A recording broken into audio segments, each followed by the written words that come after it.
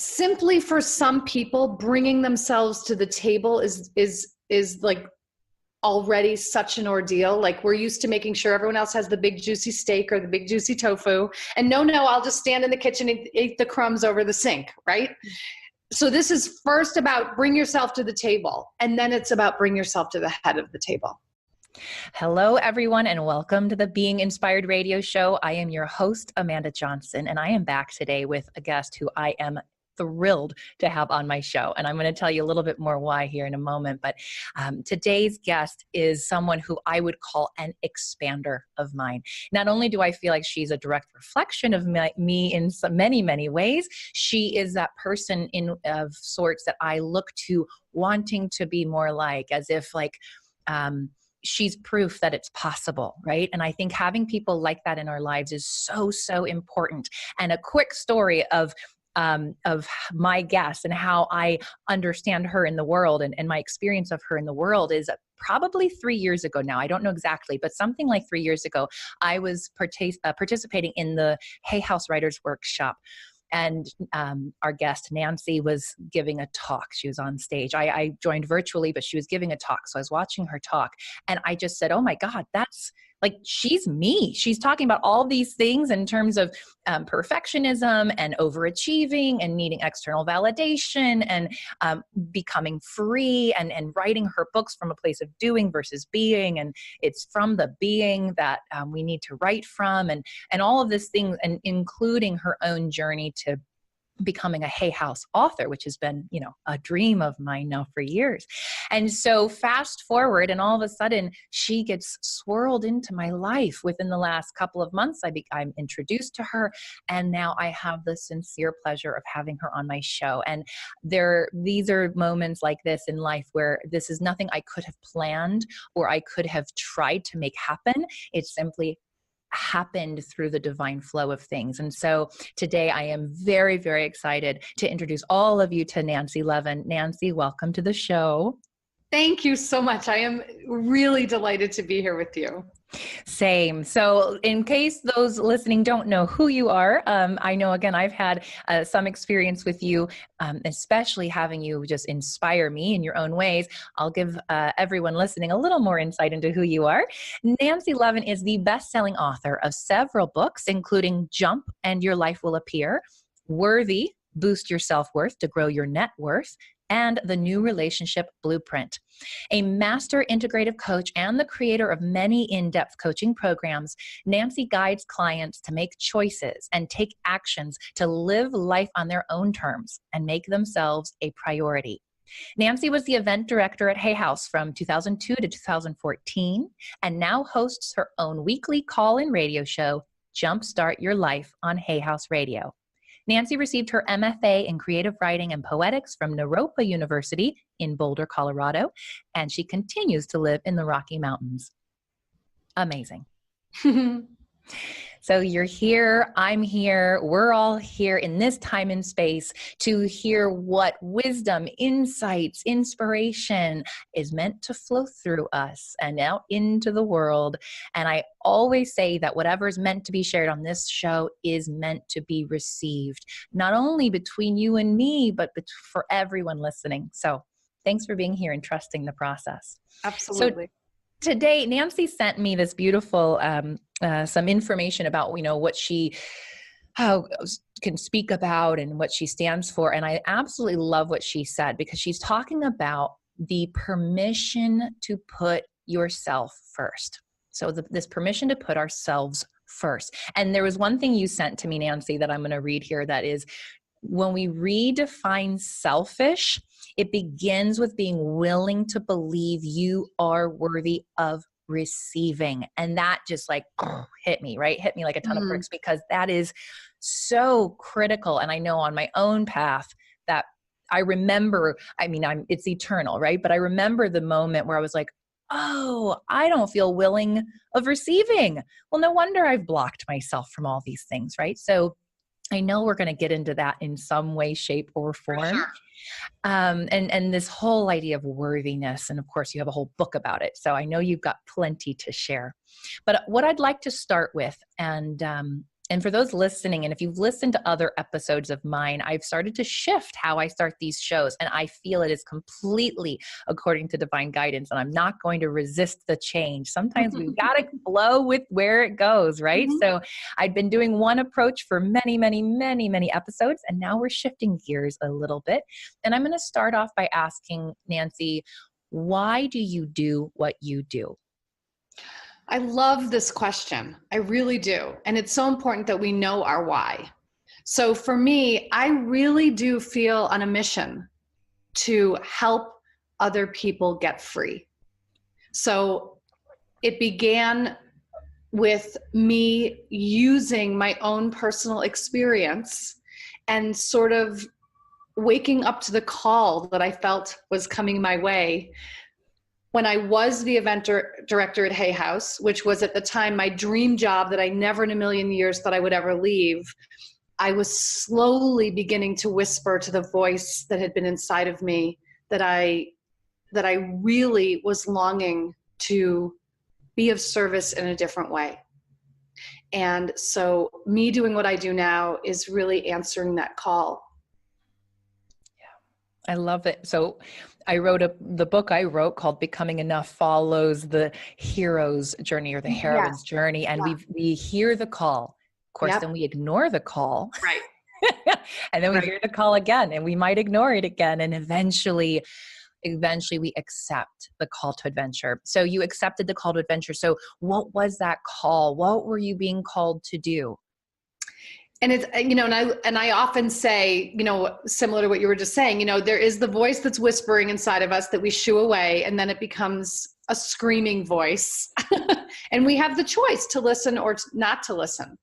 So, and because for so many years when I had my Hay House job, people would say, when are you going to teach? Or when are you going to have your time on stage, so to speak? I was emceeing the events, but people kept asking me, when are you going to have your keynote? And I kept saying, no, this is what I do. This is what I do. I don't do that other thing. And so it was as surprising to me that I would step into what I'm doing now at the time. And so, I always say that I had a front row seat and a backstage pass to all the greatest authors, speakers, teachers, healers, inspirers, motivators, in the field of self-empowerment. And it wasn't until I went through my own crisis that I was able to let their teachings really land in me. And so for me, the call was being willing to actually let the mask fall. Let the cape drop, let the armor melt, so that I could allow for the connection that was available to me, because I had been living my life with the motto, never let them see you sweat. And I had been projecting an image of perfection to the world. And I had been giving people a very specific lens that I wanted them to see me through. So I was managing the perception of others. And all of that needed to dissolve in order for me to actually be able to have true connection and true intimacy. Because it's really only when my vulnerability can meet yours in that sweet spot that we can truly have a relationship of any sort. So I've been keeping everything at arm's distance, keeping everything at bay. And so part of the call for me too was, let me actually let you in close, which had to begin with truth telling. So for me, everything that I'm about begins with truth telling. And it begins with telling the truth to myself. Because if I can't do that, I'm not going to be able to tell the truth to anyone else. So I have to be able to begin here and admit to myself what I already know to be true. Because when we're not true with ourselves, first of all, that's the first level of betrayal, is when we don't tell the truth to ourselves. And what I also know is that when we don't tell the truth will come out sideways. And nobody likes that, right? That's Nobody where likes that. off guard. Woo! Yeah. Okay, Nancy, so far, this is Awesome. And it's so interesting because I'm such a true believer, and I already know you agree with me in this, that we are here to teach what we have to learn. Yeah. And so our message becomes that which we first have to realize within ourselves. And so I can either see that moving, I know what mine is, and therefore I can project into the future, Yeah. or I can also retroactively see it, right? So when I meet someone and I hear, oh, this is what you stand for, this is what you teach, this is what you're here to inspire others to do or be more of, I can go, oh, I bet it's because, right? Like where they come from. And I always find that so fascinating. And as I hear you sharing your why and your call, and the fact that you had spent so many years with a front row and a seat and a backstage pass, I love that image. And I mean, it's literal and metaphorical, of course, right? And I love that. And then here you are, finally giving yourself permission to put yourself first, to put yourself on the stage, to claim the spotlight. And I guarantee it's because you had to learn how first to be worthy to receive that. So can you talk us through that? Walk us through that piece of it. Like, what was that all about? Yeah. So, I mean, I very vividly can recall this, because the way the transition for me began was, as I was saying, I was emceeing all the Hay House events, thousands and thousands of people. And as I started moving through my crisis, which took the form of a really contentious divorce. And as you mentioned earlier, I've got a master's in poetry. So I was invited, as I was going through my divorce, I was invited by two of my coworkers at Hay House to write a poem for their wedding ceremony, to read during their ceremony. I mean, the irony is like perfect. And Reed Tracy, the president of Hay House, heard that poem. And he said, you're a real poet. And I said, well, of course I'm a real poet. I have a master's in poetry. And he said, I want you to start reading pieces of your poems as you're introducing the keynotes at the I Can Do It conferences. So this was really shocking, but also sort of overwhelming to me. The idea that, I would go out and read a poem as I'm introducing Wayne Dyer, Louise Hay, Marianne Williamson, Carolyn Mace, you name it. And I was like, who on earth wants to hear my poem? And so it really took a big, it took a big internal shift to be able to step into that spotlight, literally on stage, and own the moment as mine, as opposed to, and also very different to share my soul on stage versus, this is when the lunch break is, here are the bathrooms, and here's Wayne Dyer. Very different to share myself. And up until that point, I really had thought that my writing was extremely personal. And I didn't really have the desire to publish. It was really for me. And so I was shocked to find out that the more specific we are, the more universal the message becomes. And I will never forget the moment, and it was in Pasadena, that I was on stage on a Friday night introducing Wayne Dyer, and I read a poem before I had brought him on stage. And a woman came up to me afterwards and said, I thought I came here this weekend to hear Wayne Dyer. I came here to hear that poem.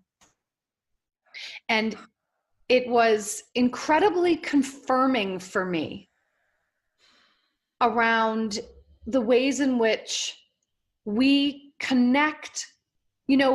We find ourselves in each other's stories. Our content may not all be exactly the same, but it's the way we begin to let each other in that is what's going to begin to connect us. And so over time, I was sharing my poems, and then the next thing I knew, Reed had said to me, you should put together a book of your poetry. He said, we're not going to publish it, but you should self-publish a book of your poetry, which I did. And then after that, and after my divorce was final, and after I was sort of on the other side of my divorce, he said, now is the time to write the real book. And so that's where Jump and Your Life Will Appear came from, looking back at my experience of looking at the 10 steps I had taken to make this major change in my life that were applicable to other changes. And I should also say that during this time, part of what was able to help me, melt the armor and let go of the cape and the mask that I was saying, is that right when I was in this process of leaving my marriage, or getting ready to leave my marriage, I should say, I was resistant to leaving my marriage. But as I was sort of like getting the idea that I would be able to do it, Debbie Ford, who was my late great mentor, friend, and teacher, I was producing an event of hers, the Shadow Process Weekend. And she had said, you're going to come to this event, you're going to sit your ass in the chair, you're going to do the work, and you're going to let your staff produce the event. So this was really, for me, the catalyst to being able to do that truth telling that I had been resisting with myself.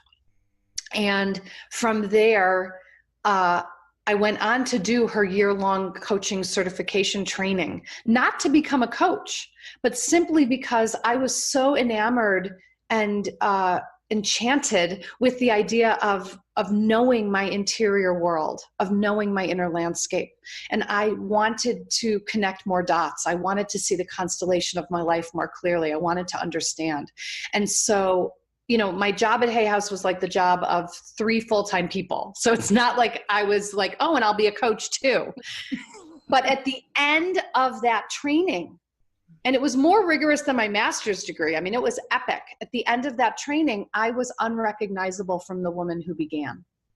And it was that had me know, okay, it's time for me to actually step into my own worth, my own self-worth, my own worthiness. Stop putting my worth in the hands of others. Stop looking for the external validation. Stop trying to collect all the gold stars. Stop trying to get the approval and the accolades and the applause, but actually step into the fullness of who I am and what I have to offer. So it was then sort of like the stepping out from behind and moving into the front. So good. My body, it hasn't stopped chilling. Like I have had chills from my head to my toes the whole time. And I actually say I was so moved when you shared that story of the woman in Pasadena, moved to tears when you shared that. I mean, she did it. She thought she came for Wayne Dyer and she came for you. And what truth is in that? And for me to hear, for every single person listening, we all have that ability to touch someone's life so deeply. And it may be on stage when we were there to simply introduce someone, or it may be that we're in the line at the grocery store, or we're having dinner with a friend. But what power in those words and in that story. So thank you. Now, what I'm curious about, and you shared so much good stuff in there, but the question that came up for me was, who was the Nancy who joined the coaching program of Debbie Ford? What was she in the world, and who was the woman who emerged? How can you paint that picture for us? Yeah, I would say the woman who began it was still really living from that place of caring what everyone else thinks, of feeling not enough, not good enough, feeling like there was something wrong with me, feeling like people only loved me because of what I did for them. Really attaching my worth and my value to what I did, how busy I was, what I achieved, what I produced, being really in that space, really consumed with worry, which is future oriented, not present moment focused, and really living my life in reference to others. So living an other reference life, abandoning myself for the sake of another. I was living at that time in a place where I was really resistant to having any needs, and therefore resistant to receiving at all. I made asking for help mean that I wasn't enough or I didn't know, instead of what it does mean, which is that you get to draw upon the strength and the wisdom of others. And I would say that the woman who emerged on the other side, and I'm still emerging, it's still, I mean, that was many years ago at this point. But now, for me, it's been the trajectory of stepping into, really giving myself permission to put myself first, to make myself a priority, to take my temperature first, my weather first before anyone else's. Know what is the most self-loving action I can take today? What's the most self-honoring choice I can make today? Not in the space of what do I need to do or say to make everything be okay with you? Not in the space of let me check in with you first before I know what I'm doing or I know how I feel. Not always in that bending over backwards, people pleasing space. Really checking in with my boundaries, knowing what are my limits around what I will do or not do, what I will accept or not, what I will tolerate or not. And I would say letting go of that knee-jerk yes, because the knee-jerk yes is about you, is about, I don't want you to be disappointed. I don't want you to be mad. I want to be the hero of you, for you, something like that. And checking in with, if it's not a desire of mine, then it's a no. And having the courage to say no without a story or an excuse or a song and a dance. So all of that, like, to me, that's the trajectory. And that's what I'm on a crusade about right now. Like, this whole reclaiming selfish is like, I'm on a soapbox because we've disowned that quality to such a degree that, and it's one of, with thousands of clients I coach, it's probably the number one quality that they're like, well, isn't that selfish? Or I don't want to be seen as selfish, or they would think I was selfish. And I'm like, yes. And embrace that and own that, because I see that, first of all, I see selfish is the antidote to self-abandonment. And I see selfish, self-care, self-love as three sisters whose job it is to support you in honoring yourself. Take yourself into account before you take someone else into account. It's selfish in a healthy way. Yeah. And selfish itself is neutral. We're the ones who attach good or bad to it. And if we can start seeing selfish as the way that we can take good care of ourselves, instead of thinking that it's an either or. This is the other piece. People think if I take care of myself, it means I'm not taking care of you, or I'm disrespecting you in some way, or I'm shirking my duties. And I'm simply saying it's a both and. It's the oxygen mask. It's I have to take care of myself in order to be able to be present with you. Yeah. This is just the piece about, simply for some people, bringing themselves to the table is like already such an ordeal. Like, we're used to making sure everyone else has the big juicy steak or the big juicy tofu, and no, I'll just stand in the kitchen and eat the crumbs over the sink, right?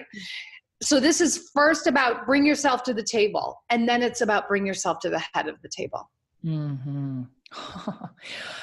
So what I love it. I just love it. There are so many directions we're going to go, and I'm going to trust the intuition. And there was something you said around our needs and having needs, and that to have needs may somehow imply that I'm often listening for where there seems to be a paradox, or where there seems to be this belief that isn't really integrated. It doesn't make sense. So you and I have a lot of, I think, similar wounding patterning, that I'm not enough. I'm seeking external, we're such a mirror for each other. So I feel like there's something in this that I trust you'll understand, which is there's this part of me saying, if I have needs, that means I'm not whole and complete in and of myself. Right. Okay. So there's all this work that when we start out on our journey, it's, I'm needy because I'm lacking, I'm not complete, I'm not whole. And then, I am whole and complete. I do have everything I need within. So I certainly couldn't ask for something. Right. So I feel like there's the multiple layers that we have to move through. So I'm curious if you can talk a little bit more about that, this idea that because some of us listening out there may be at a point in our lives where we're thinking, but I'm good, I'm Mhm. whole, complete. And by the way, I'm going to segue this slightly to also include needing a relationship. That's been coming Mhm. up a lot in my life lately. And there's this, I saw myself go through this limiting belief that if I needed a relationship or a partnership, I would somehow be implying that I am not whole and complete. Whereas that's not true, right? It's not an either or. It's not I'm Right. either whole and complete or I need a relationship, right? Because they can work together. So can you address this idea of having needs Yeah. and being whole and complete? Yeah. So first, I want to say that having needs is human. And just like we disown selfishness, we disown needy. Mm-hmm. So we don't want to be seen as having needs. We want to be seen as self-sufficient. We want to be seen as able to take care of ourselves, independent, and therefore is the rejection of needy. And along with any rejection, needy, selfish, there is an overcompensation that we do so that we could never be seen as needy or selfish. So we go into an overcompensation, the overgiving or the overdoing or the overachieving, the hyper responsibility. So that's one piece that happens. So I start out my book, The New Relationship Blueprint, with, the Jerry Maguire thing of, you complete me. Right. And, I remember watching that and thinking, oh my God, it's not you complete me, it's you deplete me. And then understanding that a healthy relationship, first of all, is you complement me. So a relationship is an enhancement, which to me is two wholes enhancing one another, complementing one another. And, it's interesting also this idea of, most of us, it's the Disney syndrome, so we think that relationships going to rescue us or save us or quote unquote make us happy or some version of that. And I'm just here to say that I very strongly feel relationship first and foremost is where we learn to love ourselves. That relationship is not going to save us. Relationship is going to grow us. And that we need to first come into an understanding of that. Yeah. Because when we're in relationship, we have to understand that it's not about harmony. It's not about the harmony. It's actually about being able to show up in the truth of our differences. That the relationship container is strong enough to hold the truth of you and the truth of me. And that's how we create the belonging. And so we're speaking, I can see that you've basically just kind of gone into my brain and you've pulled out things that I've been thinking about recently. I'm like, how did you know? That's literally what I was about the other day. I actually was in meditation and I saw my inner wisdom apparently now works in memes because I saw the meme, which is like, I am, instead of it saying independent, it says I am an independent woman, but it has a caret.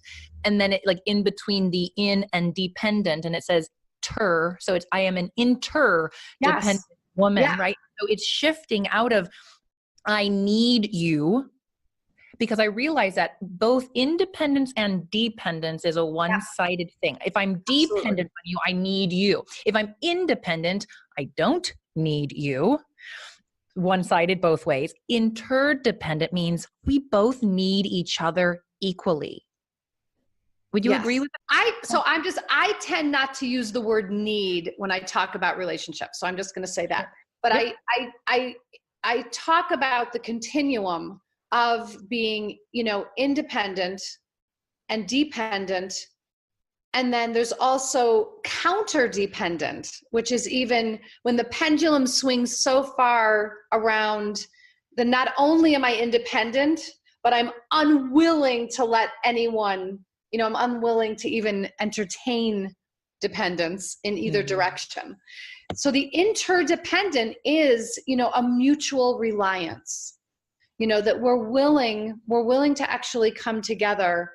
And because what happens is, like you were saying, if we just look at independent and dependent, they are two poles.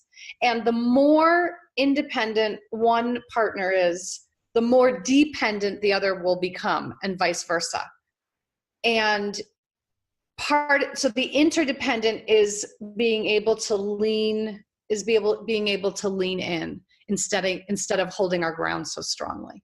Yeah, I agree. I love that. Mm-hmm.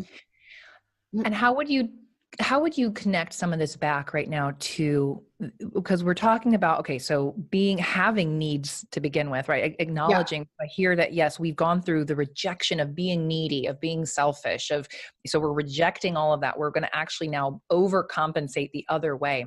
Mm-hmm. And how have you navigated, or how would you recommend or offer to others to navigate back to reclaiming your neediness or your selfishness, Yep. recognizing that you have them and that's okay?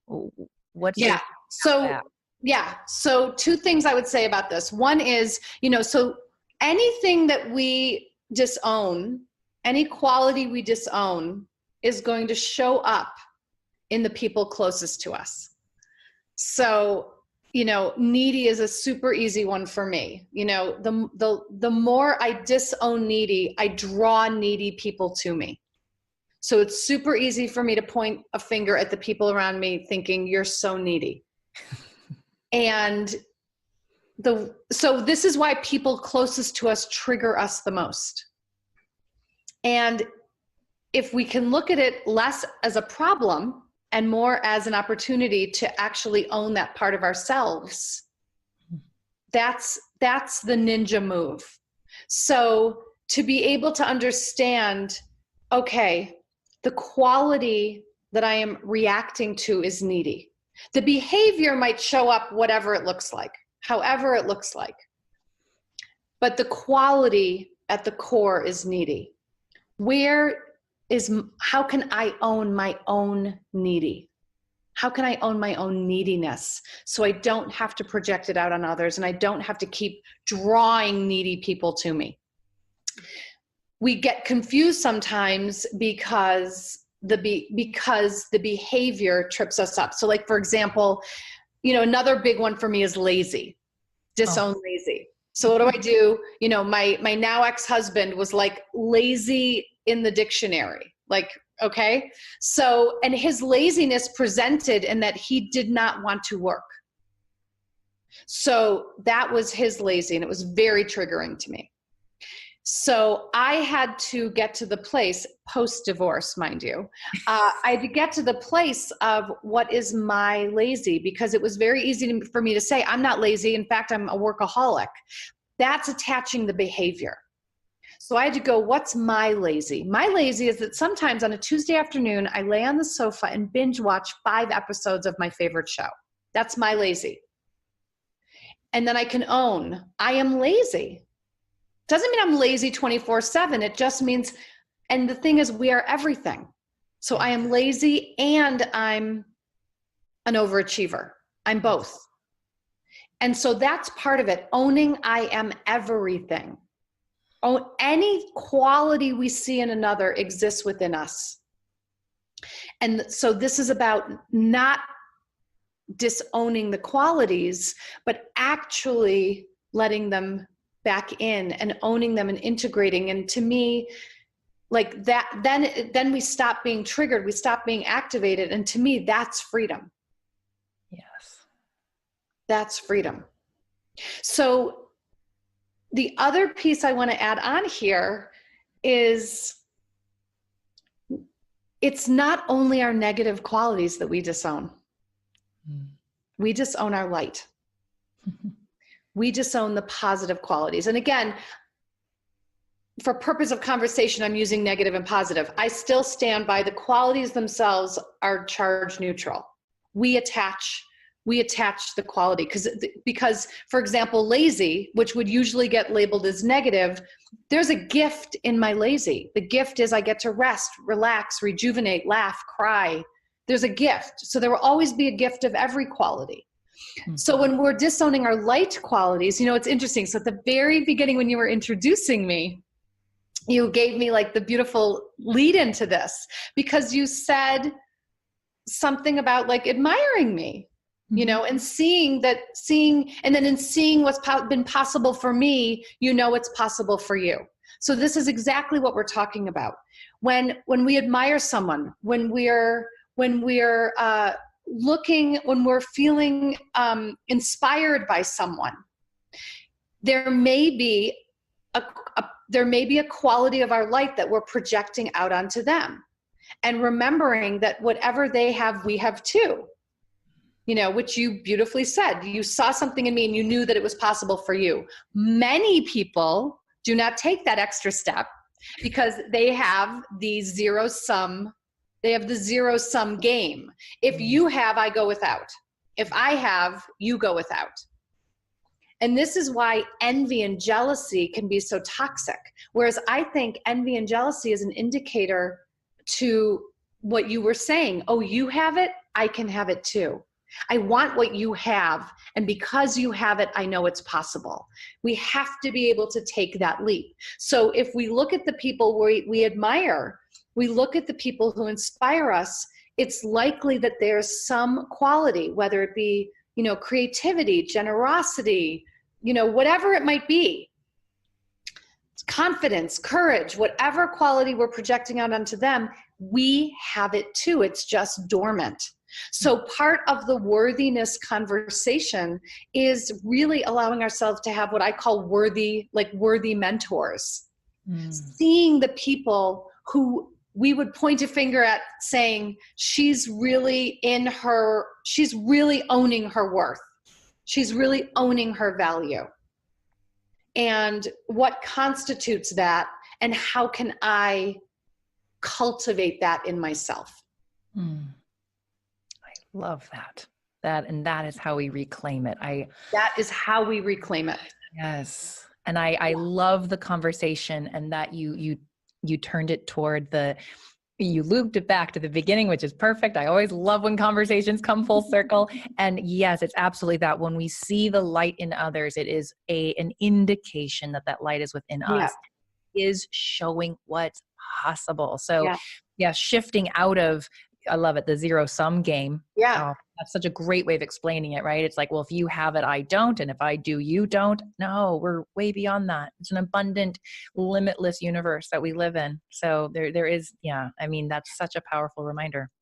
And and so that also to me brings in this whole concept of receiving, of being willing to receive.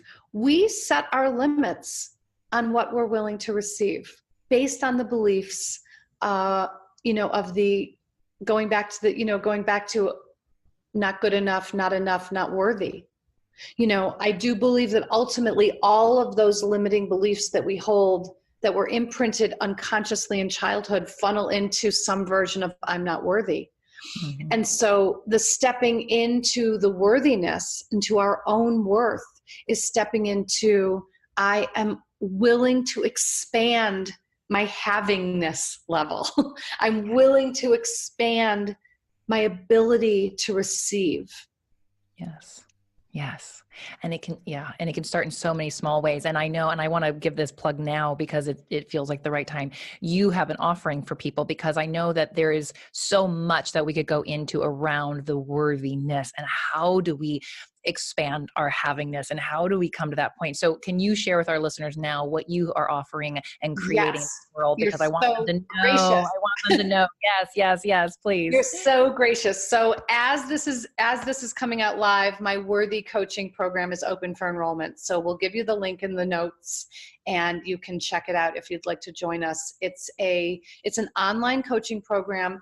It's live on Zoom with me. So this is not a pre-recorded, pre-packaged program. This is live video sessions that are interactive with me that also include a worthy coaching workbook, a free Facebook group, a private Facebook group, and other goodies. But it's a profound way for you. I always think of my coaching programs as learning laboratories. So it's a way for you to begin test driving new ways of behaving, new ways of expressing yourself in a safe container where the stakes are low before you take it out into real life. I love it. I love it so much. So again, this all came at the perfect timing in terms of this offering being in the world. Should you be listening live? And then of course, if you're listening later, Yes. Still go check it out. It's available. She'll make sure she has other resources for you. So if anything we've been talking about today, because of course we don't have an endless amount of time in this specific container, if something we said or that Nancy said about worthiness just got your appetite whet, then please go out and look up her course or her book or her in general. There's much more to be learned and more to be experienced around worthiness there. And so as we bring this part of our conversation to a close, I'm going to pivot to our closing questions that I like to ask each of our guests in a way to better understand what inspires you. The Being Inspired radio show carries that theme throughout. And so my first question is, who is a source of inspiration for you and why? Wow. I love this question. My sister is who comes to mind first.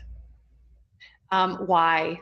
My sister is the things I love about my sister that inspire me are that no one I know can roll with plan B better than she can. She can just roll with the punches and she can make the best of any situation. She also, I think, is a brilliant mother.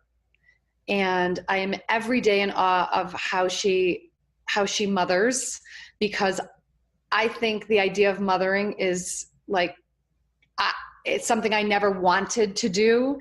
And quite frankly, it feels entirely elusive to me.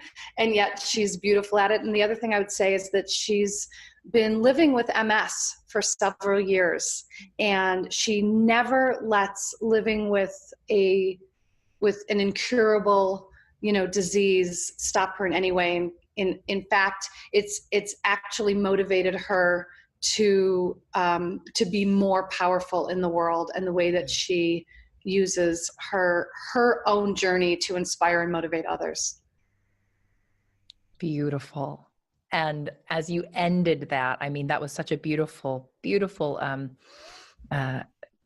acknowledgement of your sister, first of all. Mm-hmm. And then what I love about this question, and it goes back to what we said earlier about what we see in others is within ourselves. And so this question so beautifully sets that up, because I ask my guests this question, and then I hear you say all these wonderful things about yourself. I'm thinking, wow, that's right, Nancy. You have used your journey to inspire others, and you do seem to roll with Plan B. I mean, it sounds like your whole career right now is a Plan B. So it's so interesting you say that. Just as an aside, because I have a coaching immersion mastermind, and we've been talking a lot about this whole concept of Plan B, when your Plan B becomes your Plan A. Love it. And so it's something that's just been sort of on my mind lately. I love it so much. Well, good. Yeah. Well, thank you for your answer. That was divine. Second question. What place or activity most inspires you right now? Anytime I'm out hiking in nature. I live in Colorado. I love the mountains. I'm a total mountain girl. So anytime I can just be out in the fresh air and hiking in the sunshine, I'm happy. Oh, I love it. Nature often gets brought up, but not always. But I love each person's own experience with nature and how they share it. I love that. Yeah. All right. What is one book that has inspired you on your journey? I'm going to say The Dark Side of the Light Chasers, which is by Debbie Ford, because the major pivot in my life, the major choice point was when I opened up to being able to step into this work I feel very grateful to be carrying on her legacy in many ways. And really feel passionate about this foundational piece of being able to look at the light and the dark, the positive, the negative, of the qualities of our shadow beliefs, the way our beliefs inform what we do and who we are, and then how to shift them. And I'll just throw this in too. You know, because of my devotion to her work, I'm starting this fall I'm starting my own coaching certification training so that I can certify coaches in the coaching models that I've created. Great. that have lineage in what she started.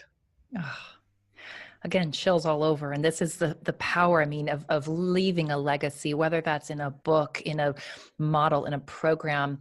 It is so impactful and deeply resonant with me and with my purpose and mission in life. And again, I see all of that as a reflection in you, and different expressions of it, of course, but seeing what's possible and how we can have such a lasting impact in people's lives. And obviously Debbie Ford has had one, and it continues on through you, through so many others in your own unique expressions of it then, right? Which is so powerful. Yes.